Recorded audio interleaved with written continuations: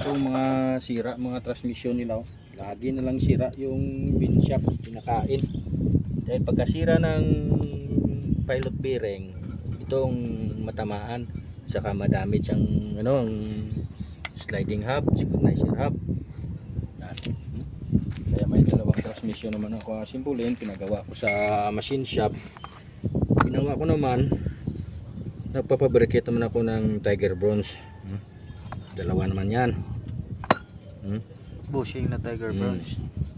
Wala pang back job ang mga gawa ko na Tiger Bronze. Kung sabihin mo na hindi magtagal, yan, pilot bearing, mga bagong mga baso, sira. Check mong pinagawa ko na busing. May groove dito at saka may daanan ng mga gear oil. At saka sa loob din may groove yan. May groove sa labas, may groove sa loob.